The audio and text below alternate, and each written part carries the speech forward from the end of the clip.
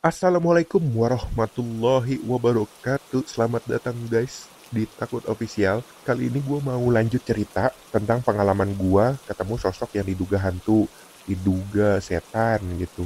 Sebelumnya gue udah pernah cerita kalau gue ketemu sosok yang diduga penguasa atau penjaga Danau Ranukumbolo. Kali ini gue mau cerita, gue nggak ketemu sosoknya tapi gue mendengar suara yang aneh. Dan nggak cuman gue doang, tapi satu rombongan mendengar sesuatu yang aneh.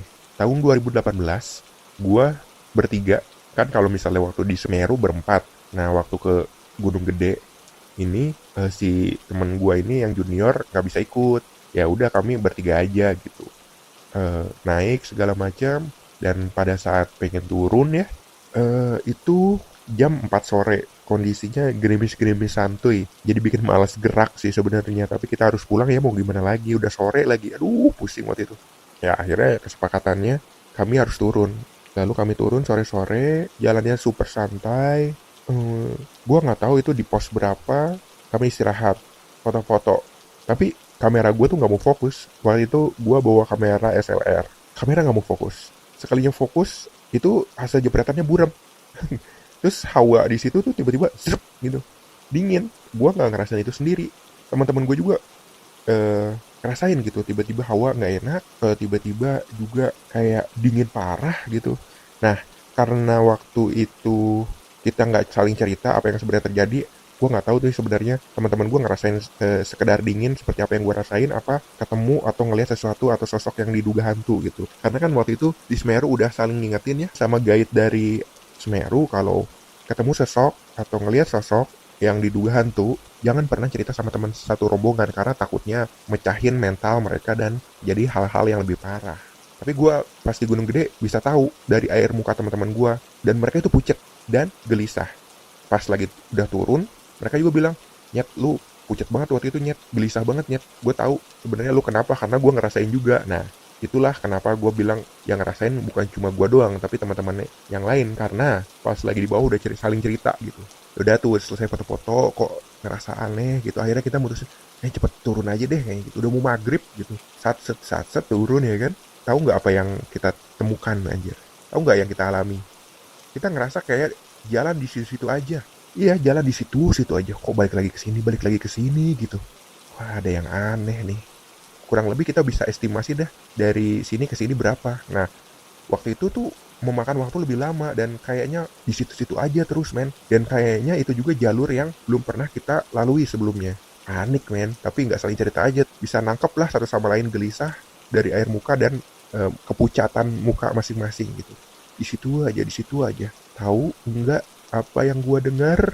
Gua dengar suara gamelan. Itu makin gelisah men, makin takut. Gue cuma bisa nyebut ya Allah ya Allah. Ya akhirnya nggak lama setelah itu kita akhirnya nemuin cahaya lah. Cahaya di situ, ya udah kita deketin, dan setelah kita dekat dengan cahaya itu, wah, ini perasaan gue pernah tahu nih jalur ini, familiar lah gitu. Ya udah kita laluin itu dan akhirnya ketemu perkebunan dan akhirnya pemukiman warga. Setelah kita bersih-bersih mau pulang, masukin alat-alat ke mobil sambil nyari makan, cerita dah, saling cerita.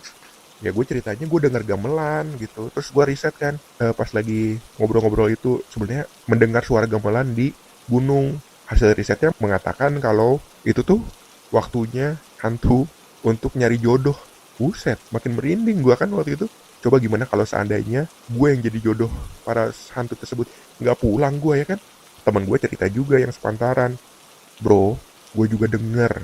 Nah, senior gue cerita juga, bro, gue nggak denger, tapi gue kedenger suara yang manggil, apa suara gagak, apa apa gitu. Pokoknya itu fix suara aneh gitu waktu itu. Gue lupa dia sebenarnya ngomong apa, tapi kesimpulannya adalah itu suara aneh gitu. Entah suara manggil atau suara gagak ya. Karena yang senior gue ini pas lagi kita di Semeru juga di puncak nih, waktu itu kita ya agak sedikit lebih lama lah di situ.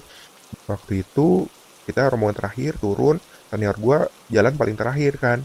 Di situ aja dia udah ada yang manggil-manggil, namanya tuh Iyo. Yo, yo. Lah, kita kan bingung ya. Kita udah mah rombongan terakhir, kalaupun misalnya ada rombongan lain, kita kan nggak saling kenal juga. Ada yang manggil-manggil gitu. Nah, di Gede juga kayak begitu. Doi ngerasa ada yang manggil gitu. Tapi dengan suara gagak atau dengan suara cewek atau apa gitu, lupa gue. Walaupun nggak ditunjukin sosoknya, bayang kalau ditunjukin sosoknya. Gue dengar suara gamelan aja itu udah merinding, ya Allah, kaki gue tuh ngelangkah sulit banget. Semula gue berpikir suara gamelan itu adalah suara hajatan orang gitu. Tapi kayaknya ini baru jalan di sini-sini aja deh. Kayaknya masih hutan deh. Masa iya kedengeran, masa iya segitu kerasnya orang main gamelan, kayaknya dia nggak beres dah gitu. Dan akhirnya ya gue kemakan sama pemikiran itu dan makin ketakutan waktu itu. Ya tapi untungnya gue bisa turun dengan selamat, nggak ada apa-apa. Tapi ya setelah turun itu beberapa dari kami agak sakit lah. Nggak tahu memang kecapean atau memang efek dari entah itu diikutin, entah itu nyantol, gue nggak tahu. Pokoknya beberapa di antara kami sakit. Padahal kan waktu itu pulang untuk ngejar biar besoknya bisa kerja. Tapi gue 3 hari nggak keluar dari kosan. Ya apalagi kalau bukan sakit ya kan, atau kecapean gitu. Tapi kalau kecapean masih bisa gue lawan lah. Kalau sakit yang sulit gitu. Ya 3 hari, oh gue berdua deh. Gue berdua sama yang sepantaran itu akhirnya nggak bisa ngapa-ngapain di kosan gitu. Tepar aja, makan GoFood. Padahal kan kamar kosan gue tuh di lantai 3 ya. Biasanya gue turun ke bawah untuk ngambil GoFood, kasihan abangnya untuk naik ke atas. Tapi waktu itu saking, ya aduh lemes banget, nggak tahu badan kenapa ini aneh banget gitu. Kayak apa sih, panas dingin.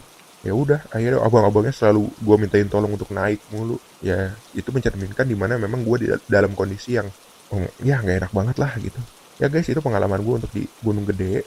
Gue berusaha mengingat lagi apakah ada pengalaman-pengalaman yang horor, pengalaman ketemu sosok yang diduga hantu lainnya di gunung-gunung yang pernah gue datengin gitu. Jadi untuk sementara Gunung Gede ceritanya sampai di situ. Terima kasih yang udah mau dengerin. Gue langsung pamit aja. Assalamualaikum warahmatullahi wabarakatuh.